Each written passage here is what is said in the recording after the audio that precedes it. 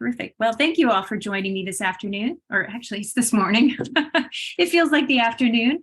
Welcome, welcome. I just want to highlight for you that if you would like to stay off screen, feel free to turn your video cameras off. If you want to change your names, feel free to do that as well. Make yourselves comfortable in the Zoom room as we are indeed recording. This is the grant session for Mid-America Arts Alliance's Houston Arts and Cultural Stabilization Grant. This is an info session, much like the one that we have presented previously. My name is Christine Bile. I'm the Director of Arts and Humanities Grant Programs for Mid-America Arts Alliance. I've been with Mid-America for about 13 years. And I have on the call with me today, Matt Aylmore, who is in charge of our Creative Forces Grant Program. Matt's going to help man the chat box and help with making sure that everything technically moves smoothly as I continue. We at Mid-America Arts Alliance are collectively acknowledge that our offices, as well as the 6-state region that we serve, it's located on the occupied ancestral lands of First American nations. Mid-America's headquarters in Kansas City, Missouri, resides on land cared for by the Kansa, the Osage, and the Great Sioux Nation. We also acknowledge the legacy of slavery in our region and the enslaved African people whose labor was exploited for generations to help establish the economy of our region and the United States, specifically the production and harvest of surplus crops and land cultivation.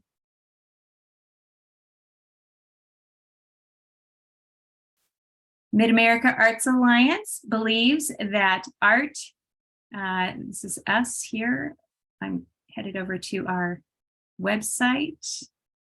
We believe that, mission and values, here we go. We believe that art can be a catalyst for expression, connection, collaboration, and community. This is reflected in our mission, our vision, and our values. I welcome you to check out this information on our website, and feel free to follow up with questions as you see fit. Our mission is to strengthen and support artists, cultural organizations, and communities throughout the region and beyond. And our vision is more arts for more people. We are one of 6 regional arts organizations across the country. Our region ranges from Nebraska all the way down to Texas. But there are a number of other regional arts organizations across the country that provide services to various geographic areas. But each of these 6 regional arts organizations also provide national programs of various kinds. So we invite you to take a look at what they have to offer. The links to this page is a part of a drop-down menu on the website for this grant program that we're going to be talking about. So you can learn more about the opportunities that the regional arts organizations might provide for you and your organization.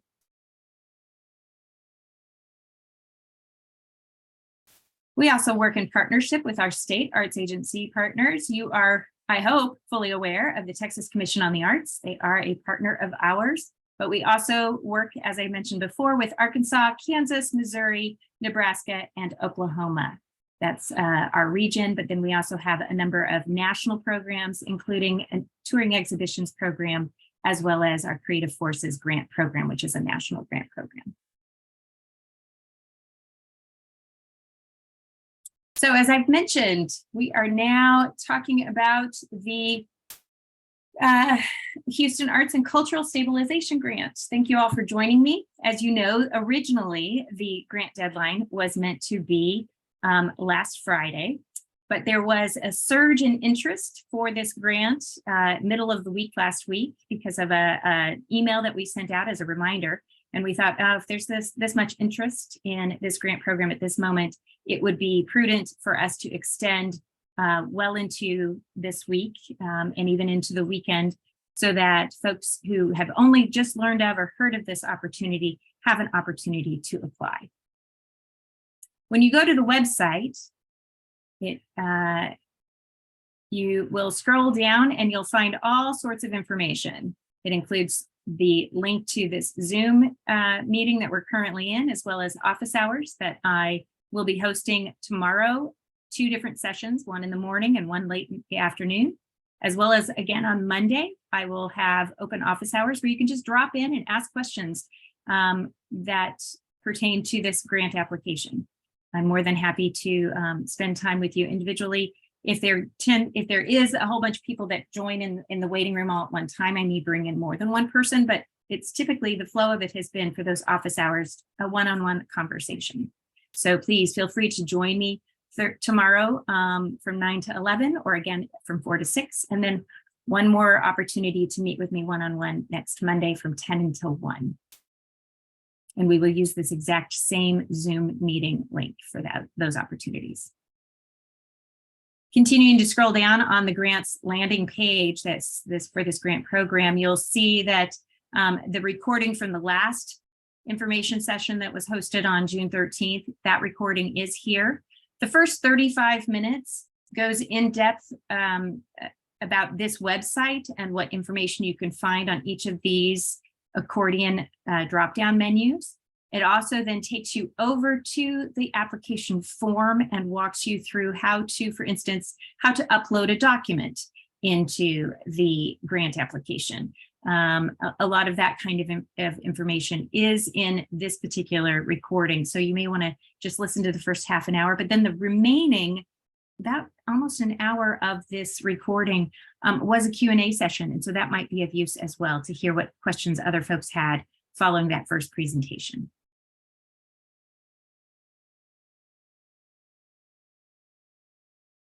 This grant is meant to be a resource for arts and cultural organizations located in Houston city limits that are impacted by the COVID-19 pandemic by supporting and strengthening your operations, either through reimbursement or requests to support upcoming programs through the end of the calendar year.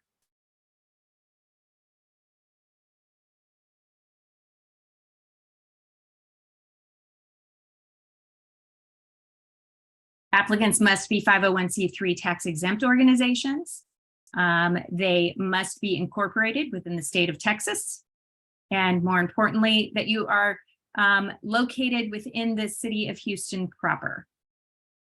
So there is a link to the council district maps that you can search the address for your organization. We ask that you be in good standing with the state Secretary of State's office, as well as with the city of Houston.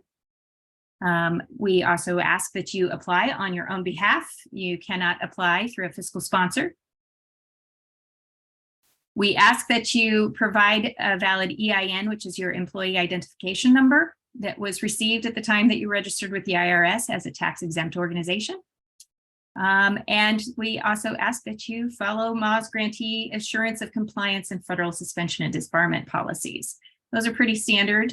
I think that you'll find that it is essentially saying that you're going to follow the law of the land in the ways in which you make sure that things are accessible and so forth for your organization and for those who are participating in your programs.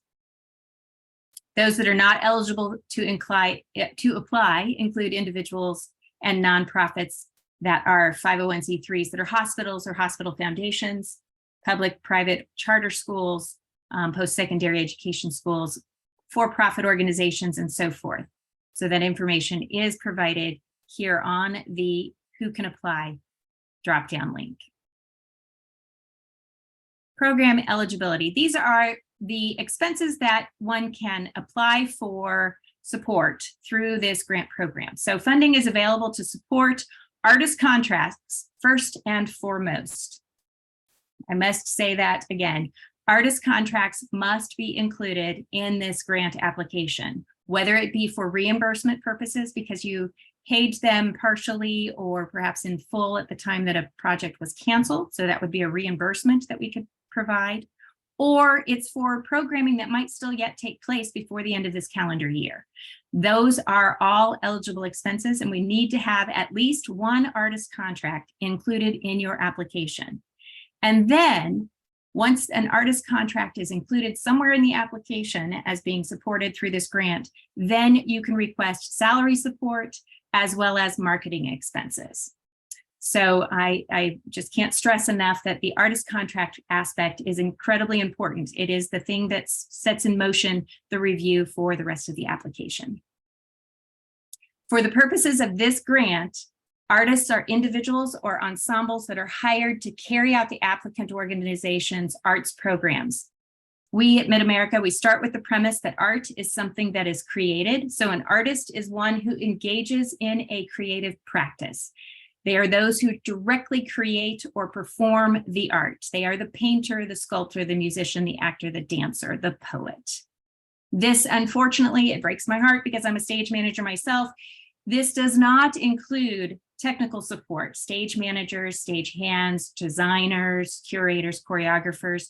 Those folks behind the scenes, we know and recognize that they do indeed have creativity at the heart of their work, but we are looking to support the artists who are actually in front of or creating the work directly that is being put in front of an audience that you're trying to engage. This this grant program is meant to bring audiences into your organization. And so who are those artists that are engaging those audiences? Those are the folks that we're wanting to be sure that we're supporting also through this grant. Salary support, full or partial. For the purposes of this grant, full-time and part-time staff are defined by the fact that they have taxes removed from their pay and receive a W-2 at the end of the calendar year. Whereas artists that are hired on contracts do not have taxes taken out from their pay and receive a 1099 at the end of the calendar year. So that's the distinction we're trying to make here between, because there oftentimes are artists who are on staff, and if they are staff and receive a salary through which they have taxes taken out, then they can be in the staff line item. The artists line item that we're looking to support are those that are independent contractors, essentially, that you're wanting to hire to carry out programming. And the marketing expenses are related to the organization's programming. And it does not necessarily have to be specific to the programs that the artists are carrying out. It can be a little bit more broadly based, because this is really meant to support the organization to draw those audiences back in, to really elevate and bring to the attention of the public that you are open. We want you to come out and see the work that's happening and really rejuvenate the arts economy on the whole there in Houston. All of these expenses that can be covered within this grant must be incurred or have taken place on or after July 1 of 2021 and must be totally spent before the end of this calendar year, so December 31st, 2023. Reimbursement requests for costs do require documentation. So if it's something that was canceled starting in 2021 that you paid for, again, it has to be an artist contract, or perhaps you've laid off staff that you paid unemployment benefits for. Those kinds of vacancies and cancellations where you may have paid out funding, paid money for at some point since 2021, those are considered reimbursement requests. And then we have what we're considering allocation requests that are for activities that are taking place anytime before the end of the calendar year. So it is for both aspects. It's reimbursement for expenses for those artists, staff, and marketing, but it's also for covering upcoming expenses that might be happening yet this year.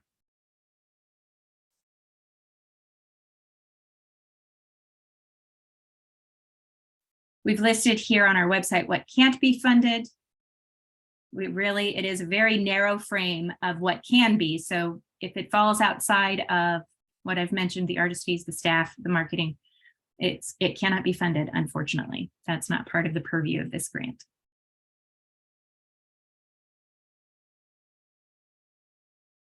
Review criteria and the process. We're going to have an emphasis given to organizations with arts in their mission. An emphasis will be given to organizations in one of the 10 complete communities within Houston as designated by the mayor's office. There are also a number of state certified cultural districts in Houston. Those will also be given some emphasis in the review process. and organizations that are in service to under-resourced populations across your community. Those too will be given some emphasis in the review process. Documentation is required at the time of application for reimbursement requests. Documentation for events that are happening yet this fall, that documentation will be collected in the final report. So that if you're still making plans, if you don't have signed contracts, that kind of thing from your artists at the point of application, that is okay. Please feel free to submit a budget for allocation, and we will follow up then in January with a final report and request documentation for all of the funding that you requested as an allocation to be sure that it was spent.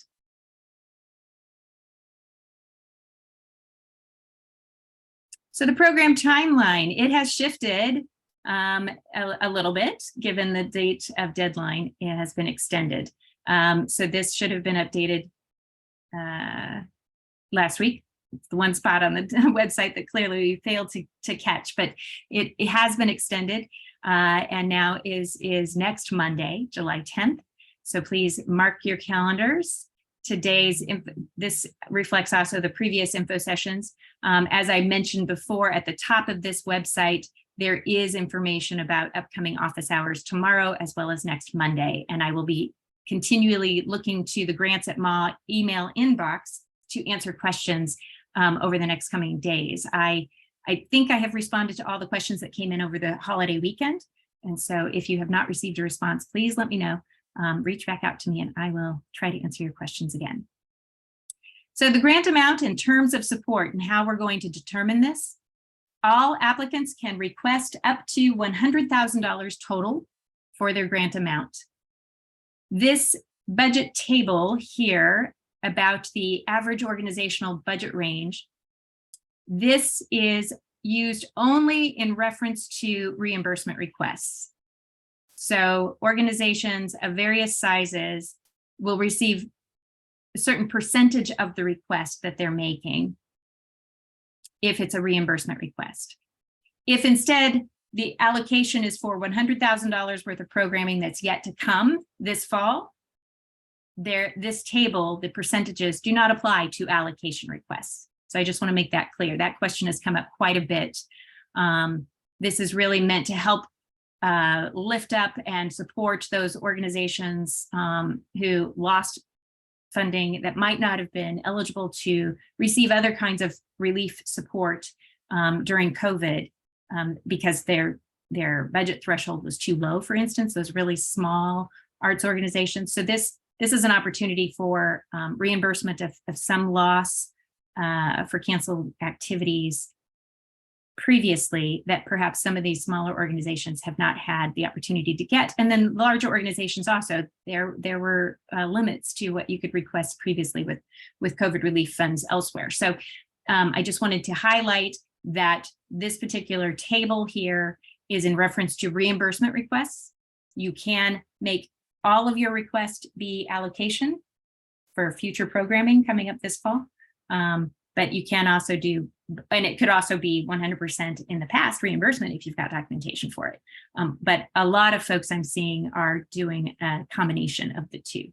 So use your best judgment as to what your administrative capacity is in order to carry out the grant and be able to document the expenses.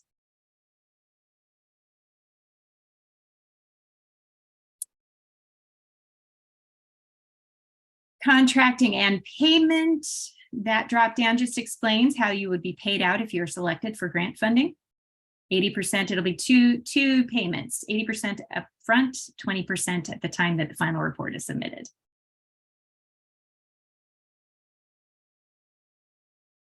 Grantee requirements, essentially, these are pretty essential details, most of which the city of Houston has. I'm sure you have seen this in other kinds of grant making opportunities. There will be a grant agreement. We do require that you have a unique entity identifier, a UEI, at the time of the award.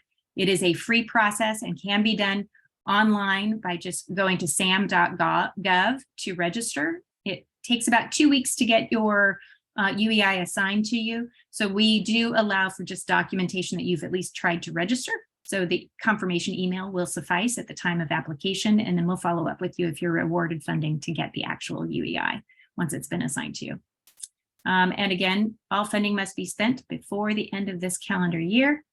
And there's a final report that's required of all of our grantees. And then last but not least, we do require that all grantees hold on to all the documentation for the grant, should they be awarded, for at least the next 3 years. And if we need them, we will ask for all of that documentation if it wasn't already provided to us. We have some information about the final report. More details about the final report will be included with the grant agreement so that you'll know what we need for you to turn in at the end of the grant period. The appeals process, there is, it's very limited given the expedited nature of this review and the means by which this is being carried out. Record keeping, again, we ask that you hold on to all materials for the next 3 years. Here's a link to our policies and procedures, just so you know what you're getting into when you're working with Mid-America. I think you'll find that it's all pretty standard. And then the how to apply. So let me draw your attention to the Houston application guidelines and the application at a glance. These are PDF documents so that you can work offline if you would like.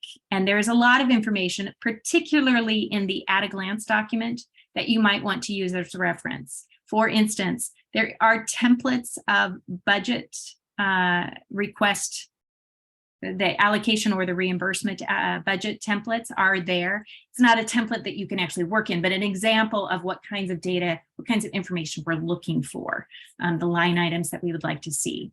So I highly recommend that you take a look at those documents. Those links to those documents are also provided at the very top of our website, along with a list of links to how you go to check your location for the whether or not you are within the Houston city limits and all those kinds of details as well. Please know that when you go to the website for application, which is this one right down here, that you can indeed save your application and return to it later. Follow the instructions that an email will be sent to you, and you can follow the instructions on how to get back into the application from that email. And if you have any questions, you have difficulties, you accidentally click submit on your application, you should feel free to reach out to me at grants@ma.org. That's the email address. I can reopen your application for you up to the time of the deadline on Monday. I actually reopened a couple today that folks had submitted thinking that the deadline was last week and they'd like to revisit their application. All good, just let me know and I'm more than happy to reopen the application. We have a document checklist just so you know what you need to gather in advance for the application process. And we have a rather detailed and lengthy FAQ list that has been brought together since the grant opportunity opened at the beginning of June. So you may want to spend some time reading through these questions to see if this might offer some more clarity while you're waiting to hear from me through the Grants at Ma email address, or you're waiting for our office hours to kick in later tomorrow and next Monday.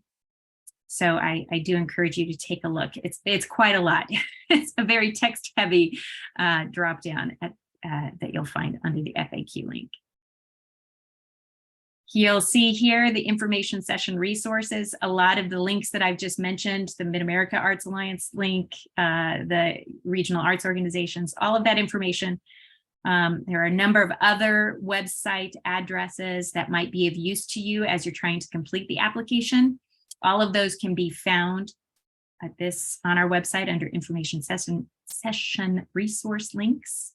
So I encourage you to go there. New info session, that's what you're in right now. New office hours will be tomorrow. And again, if you still have questions, that's the email address at which you can reach me. So I have raced through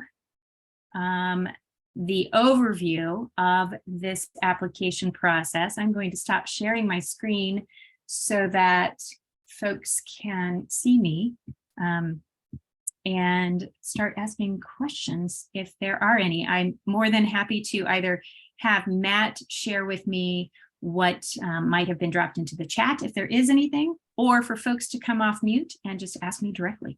I'm more than happy to do that. Hi, Christine. Hi. Hi, my name is Jamila Hunter. How are you? I'm fine, thank you. I'm so glad you joined us today. Yes, thank you for a beautiful presentation. I'm a hired grant writer for an organization named SED Institute.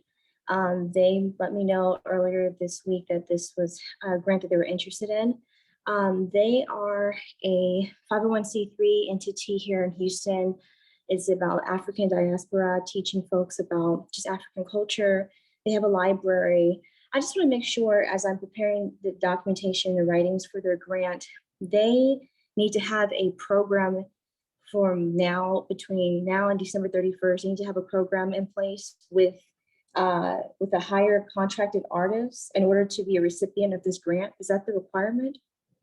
There is a requirement that an artist contract does need to be included in the application somewhere. So if they had a program that had to be canceled during the early days of COVID back to 2021, okay, and that was canceled and paid out in part, because oftentimes there's a deposit, or perhaps just at a sense of wanting to be equitable. Artists prepare work and you should pay them for it, even if it doesn't get presented for whatever reasons, acts of God, that kind of thing. If there was payment that was made, that documentation can be provided for that, for reimbursement requests. That will suffice. But they could also have an artist contract for something that's coming up later this fall. Libraries might bring in authors to do readings, perhaps. It could be any number. It could be bringing in musicians to play that's related to some other kinds of programming that they're doing. And we don't require documentation for those events that are happening between now and the end of the calendar year, because we know a lot of organizations, much like the ones that you're speaking of, might be looking to find a way to tap into this resource, and might not necessarily have things all signed and sealed, so to speak. Right. So Okay. I hope that answers your question. Yeah, so basically just they need to have some type of program in the books between now and the end of this calendar year in order to be in a running for this grant.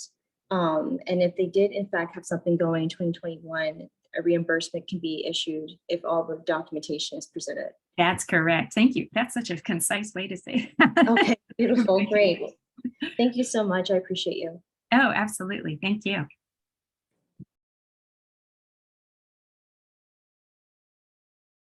We've got a question in the chat.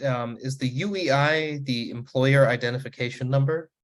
It is not. Those are two separate things. So the employee identification number, the EIN, is something that is provided by the IRS, the Internal Revenue Service, at the time that you apply for your 501c3 designation. And so that's assigned then to the organization at that time that they are approved for 501c3 status. It is a 10 digit number. I'm trying to remember, Matt, I can't recall off the top of my head, but it is something that can be looked up in the IRS 9. Thank you, Katrina. A 9-digit number that you can look for in the IRS database, and a link to that can be found on our website in that resource link list. The UEI is the unique entity identifier. The federal government requires it for all federal grants. It is a way of identifying organizations that are eligible to receive federal funds. And so there was at a time several years ago, prior to COVID, that Dun & Bradstreet was required as a number that you had to register for. So you had to have a DUNS number for those of you that applied for federal or state grants. They have done away with the DUNS system and now have replaced it with the UEI. And so you need to go to sam.gov, as you can see there in the chat. That will take you to a place where you can register just to get the UEI. It is a free service. It'll take just a few minutes for you to provide information about your organization that they will then verify that you are who you say you are, and then you can move forward. And they send you a confirmation email saying that you have registered. You can use that email to upload into the application to show us that you are in the process of getting it, because that might take more than the next week in order to have that number assigned to you. And so that email confirming that you've at least registered, that's all we're looking for in order for you to submit the application. And then we will circle back around if you are awarded funding and find out what was assigned to you so that we can have it in our proper documentation for when we have to report out on how the money was distributed.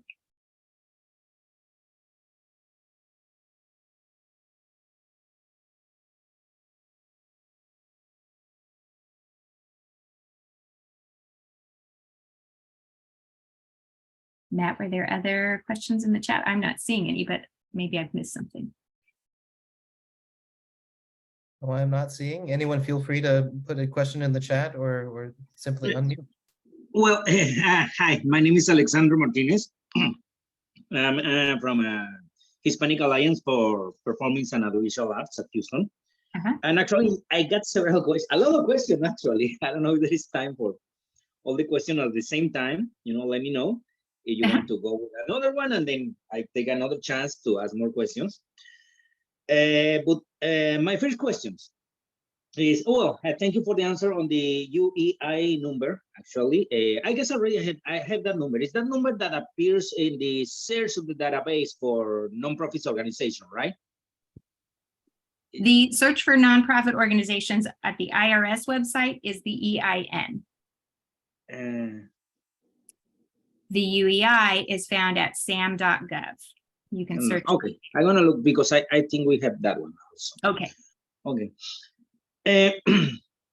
The organization, the registered address for the organization at Houston is on the District K. Okay. But most of our works are developed in the East End, in the greater East End, because we have a small office, small room, shared, for do administrative work and calls and mailing and accountability thing. But like our workshops, rehearsals, presentations are do more to impact the community of the East End, and we are a Latino organization. So on the application, I have to apply as for the District K or for the that is N. It will be, to take in account that we provide service for that area that will benefit, affect the application. How will we consider that? So when you apply, we do ask for documents that support that prove that you are located at the mailing address that you're using in your application, which I believe is District K, if I'm understanding you correctly. Right. So definitely use that as the application, as the organization's address, because that's also something then that we can connect the dots to that mailing document. Then when it comes to the activities that you do elsewhere that are taking place in cultural districts or in some of the other complete communities that that we also are very interested in giving some emphasis to in the review process, there are places in the application where you can write about your programs and what it is that you do and where they take place. And I suggest that you put that information into those answers where you can explain further about what's happening with the organization and where. Okay. For the reimbursement on salaries for artists, will be required to provide the W-2 for the payments that have been made for the artists, right? Thank you for that question. We don't require a W-2 to be submitted for the artists. We are looking for the artist contract that you have with them. Only the artist contract. Yeah. So the organization's contract with them, whether it's something that you have done previously and was canceled, so it's a reimbursement. We just need to have some follow-up documentation that it was canceled and paid in some way, or when if you are hiring them for activities that are coming up this fall and into the winter, at the time of the final report, you can submit that artist contract as part of the documentation for the final report. Oh, but the contract will be for the final report, not for the application. If it is something that you are planning for this fall or into December, all the way through to December, we would look for it in the final report. It is not required for the application portion, only reimbursements. So things that were canceled that you paid for previously, those all would right. be documentation. For the reimbursement also, the partial salaries or past due salaries will be considered something that we have not yet paid because we have not yet the money to pay for that, and the artist is waiting for us to be paid for that. The artist, or I'm sorry, the staff pay, once the artist contract is included in this application, the staff pay could be just for general day-to-day operating crucial activities that the organization needs to carry out. It does not necessarily have to be directly in support of what the artist was doing, because this is meant to support the organization on the whole as well. So those staff line items, we would be asking for a payroll registry or a payroll journal as documentation that those staff people were paid. So if that's a reimbursement, then it would need to be dated back to the time period in which they were paid. Or if it is something going forward, we would be asking for a similar kind of payroll journal or payroll registry of some sort submitted at the time of the final report. Okay, but if we have paid due salaries, I mean, salaries that the artist or the staff has earned but had not been paid yet, can be considered as reimbursement? We do need to have proof that they were paid. And that's why then it's called a reimbursement. We're paying you back for something that you've already paid for. So, so I think that might get a little, salaries. yeah. So they will have to wait for that salary. That might be a little bit tricky for reimbursement purposes, but looking forward, you could apply for an allocation to cover some of those staff costs. Oh, okay. That could be in the looking forward to pay for. Yes. Oh, okay. Okay.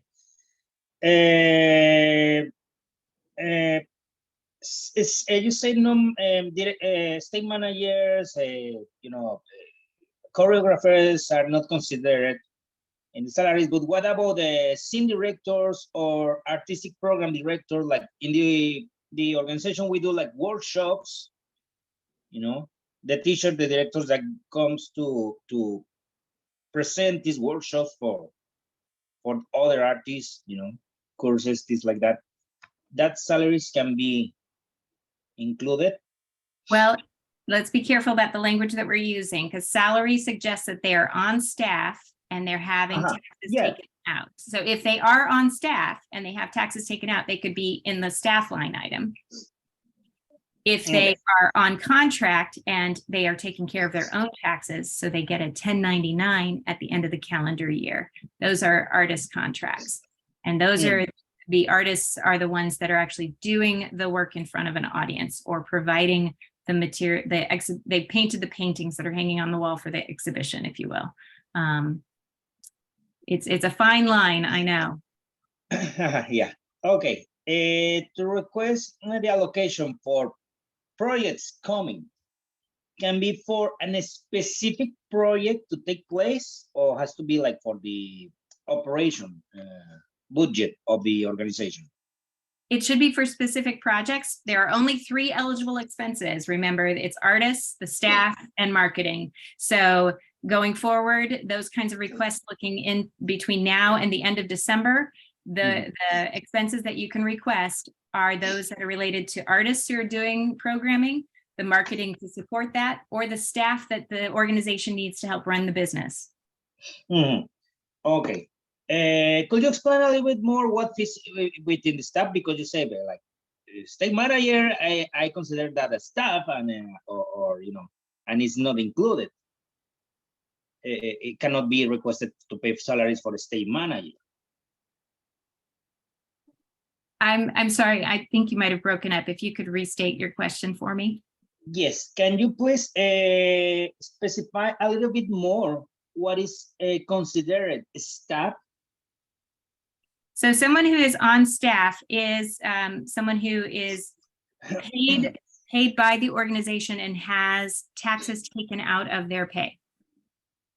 No matter what is the position. Can It- be the guy that helps you with the marketing, can be the guy that helps you with the If they are crucial to the organization's, yes, to run our social networks. if they are crucial to the organization's operations and they are on staff, they can be included in the application for payment. Excellent. And for the part of marketing, marketing is only for the events or also for general promotion of the organization? It can be for general promotion of the organization as well. It would be great if it includes the activities that the artists are doing, but it can be broadly speaking, because this is really meant to bring, to let the general public know you are open, come on over, check out what we're doing. Exactly. Thank you. I guess until now that are all my questions. Oh, good. Thank you. Thank you for that. I Well, see we have a couple of things, yeah, in the chat. a great question in the chat, kind of following up on that, is can you allocate funds for hourly positions which are part-time and contract? Meaning, for organizations that doesn't take their tax out. I think the answer is yes here, and that if you have part-time staff, They are it part-time, would be eligible. well, but they do need to have, be paid, have their taxes taken out though.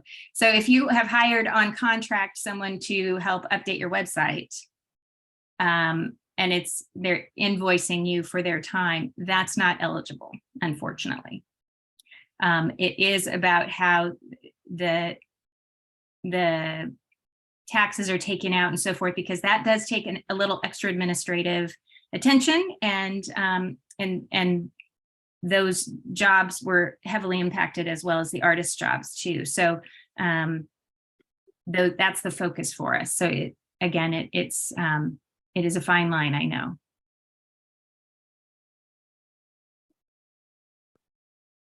Okay, another question. What is the criteria for the fall of 2024? I think I was using that broadly speaking, in that the period of performance, the period of this grant starts July 1 of 2021, so several years ago, and it ends December 31st, 2023. And so if I said fall of 2024, that was my misstatement. I apologize. It's through the end of this calendar year that all of the funding needs to be spent. And so that's what I should have said. If I said 2024, that's my bad. Sorry.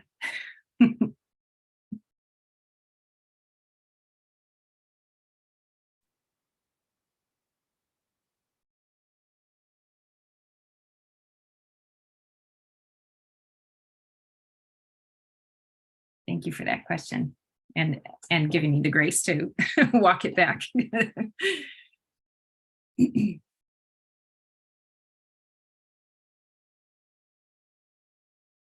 I have very little else to offer, I think, other than just pointing you back to our resources that are on the website. I do indeed have office hours, large windows of time in the next week, where I will just sit in the Zoom room like this, and you can join me and ask questions at that point. Feel free. There are 2 different opportunities tomorrow where I'm spending a couple of hours just sitting here looking at myself. So feel free to join me and ask questions then. I'm also going to have office hours next Monday, which is the deadline for the grant, at the end of the day, Monday. So please continue to move forward with this. I'm so glad that you joined us today. It made it worth my time to be here. And I look forward to answering questions and seeing your applications through the review process. One last question, please. Sure. Yeah, referring to the previous question that was made for London, I guess, about the part-time employees, that are maybe not paid or that have a contract, but maybe what about artists that are paid through a 1099? Let's say we don't take taxes for them; they pay their own taxes through a 1099. That will be accepted too, or has to be? The 1090, those would be considered contract workers, and the only contract workers that are eligible for this grant program for payment are those that are artists, those that are actually performing, presenting, doing the engagement for your audience. So the choreographers, the designers, those folks, I understand that they are on contract and they do have a great deal of creative input, but they are not considered artists in the ways that we've defined them. Okay, thank you. Sure. And can I state someone as an artist? Because I love that you guys put this kind of grants for our community, for our artistic community, because we, especially here in Houston, especially small organizations like us, that serve to a limited, a community like Latino, have opportunity to apply for these grants. But also I find this way right now, like some kind complicated for us to be like, I feel like the structure or the requirements of this grant application are created for bigger size organization, like with a bigger staff, with a more established organization. And a lot of us here at Houston, we are very small, that are doing everything like mostly with our own efforts, with some small donors that help just to do this, and we are always looking for more opportunities in to have access to the main sources of grants like Houston Arts Alliance, the city grants, Smithsonian, etc. And we are lack of knowledge. We don't know how to approach all these grants. And when we find this one, is like a little complicated most of the time for very small organization. I feel like this is one like for more middle-sized organization. I appreciate the feedback. We don't mean to complicate it, but it is federal money. So there are certain requirements that we do have to follow. That being said, there are no limits on what the budget size can be. The funding can go to organizations as small as $25,000, I think. So it's not meant to restrict people from applying, but you are correct in that there are a lot of details that we are asking for, and it's primarily because it is federal dollars. There are certain things that we need to then report back to the federal government about how the money was spent. I understand it's federal money, but same way, it's more like, and here at Houston, we are having something like this. Grants always go to the middle size or more biggest organization in our area that then, and when we get a small grant, alas for us, and we have to participate with another little bigger organization. In our case, like we are theater, we have to contract the theaters, and at the end, all the money from our grants goes again to the biggest organization because we have to pay them for the spaces in order to do our practice. Like a circle that goes nowhere for small organization for that we are trying to grow and help directly the community. When I was meeting with the folks at the Mayor's Office of Cultural Affairs, this was a topic of discussion for us to be sure that we tried to make this grant opportunity approachable for even the smallest of organizations, so that's why the documentation is not required for activities that are yet to come this calendar year, that they can plan for things even now, that and request funding for support of those activities as long as they feel like it's within their capacity to do it. Obviously, if you've got a smaller staff, you can't do huge events necessarily.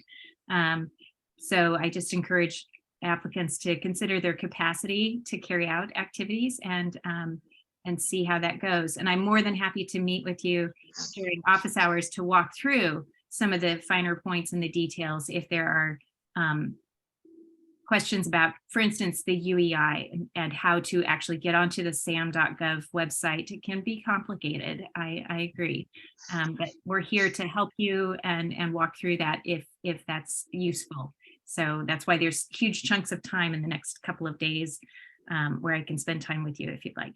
Last week, someone last week actually joined me in an office hours, and they looked for their UEI. They couldn't find it. I went into the system from my login, and I was able to locate their UEI and provide that to them. And they weren't looking under, their name had changed. The organization's name had changed.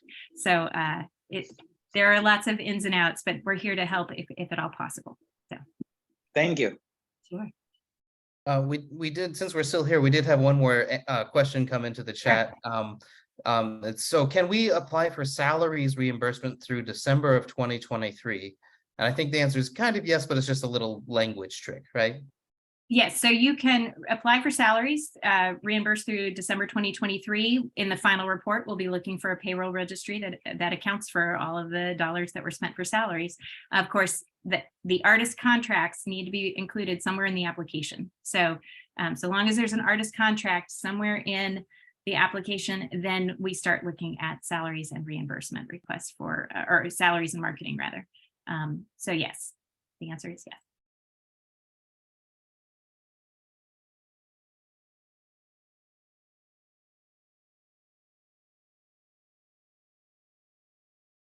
Well, we are coming up to the top of the hour. Like I said, I do have office hours tomorrow, total of 4 hours of them, so feel free to join me.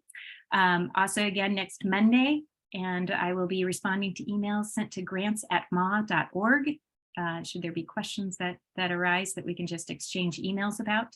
And again, I'll draw your attention to the frequently asked questions tab on the website. There is a lot of information in there, and others may have asked similar questions to help you clarify and figure out the best path forward for your organization's application. So I so appreciate your time and look forward to reviewing your applications as they come in. Thanks so much, and have a great rest of your day.